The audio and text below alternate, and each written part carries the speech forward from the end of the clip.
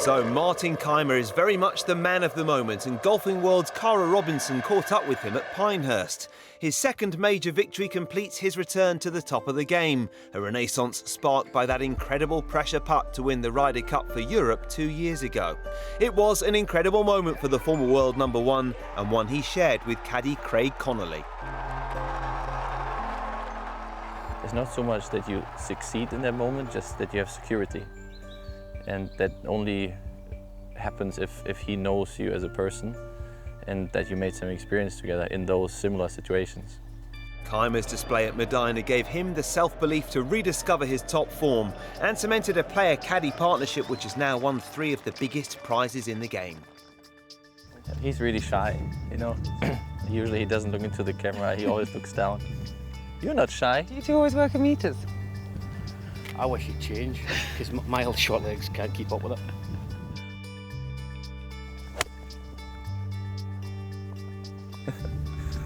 Not the wrong number Long, then. short, It's me. him that said that, by the way, not me. Long shot. Long, short, me, left, right, you. Left and short, okay.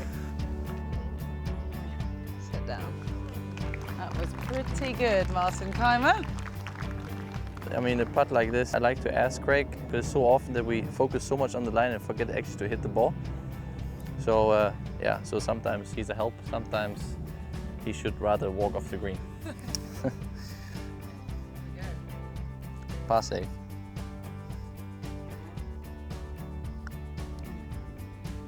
Right in the middle. Lovely par, lovely. 3 months after winning the US PGA Championship together in 2010, a victory which helped propel the Dusseldorf native to #1 in the official world golf ranking, the pair split, but were soon reunited when, as Kaymer admitted, the hugely likeable Connelly proved impossible to replace. Prior to working with Kaymer, the caddy enjoyed successful spells with Colin Montgomery and Paul Casey, but after that US Open win, this partnership seems set for a long future.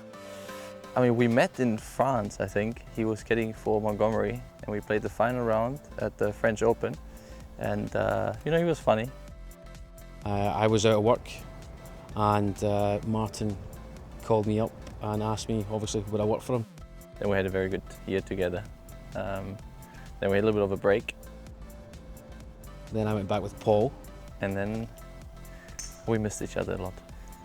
And then I went back with Martin, Akron 2012, and we've been together ever since. He was very calm, very cool, didn't need too much in the way from a caddy, and we seem to get on well, and now we're good friends. But first and foremost, he's the boss, so I must do as I'm told.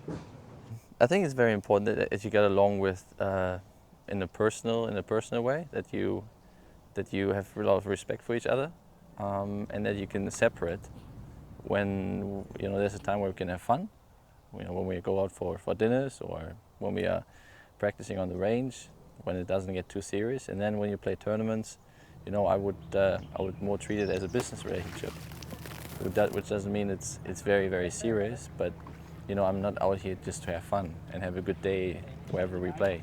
I want to play well and make the best out of it. And I think the respect for each other, and that you keep the distance as well. Because if you get too close to each other, I think it could get a little bit emotional as well.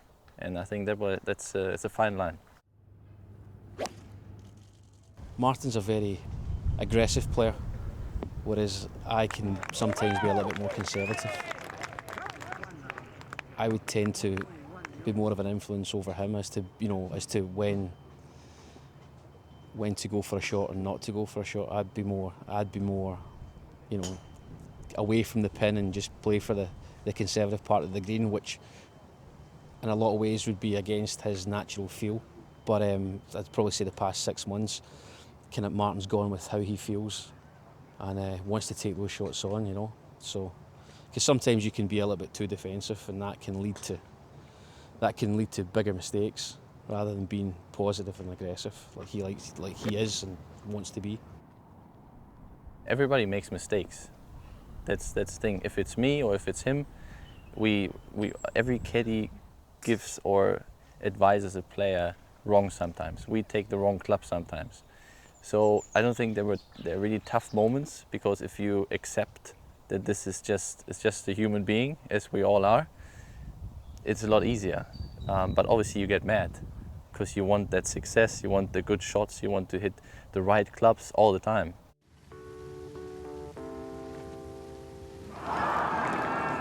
When you're on the verge of missing the cut, or you know that you're going to miss the cut, I think that's the hardest point, because you feel that no matter what you do or what he's doing or what the two of you are trying to do, you're not really making any headway.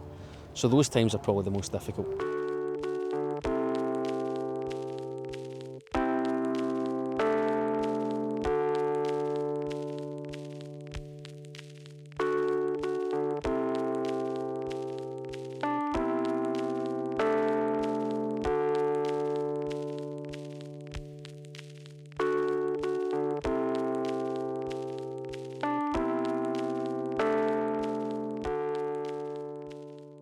The first time I worked for him back in 2010 at Wentworth, we were playing with Ian Poulter and his caddy Terry, and playing the 10th, and Martin hit it in the bunker, short right of the green,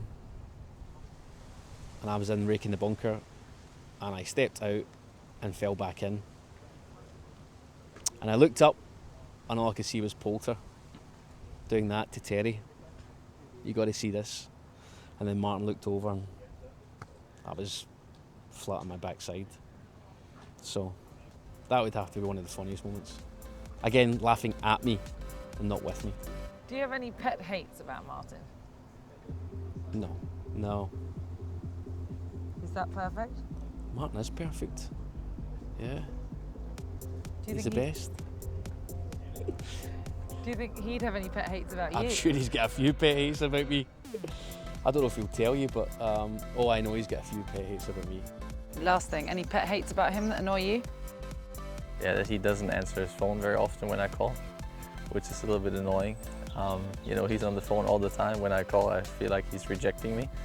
I don't think I'm that bad of a, if you want to call me boss, but that's what's happening sometimes. There we go, Craig. Pick up the phone. We'll let you go.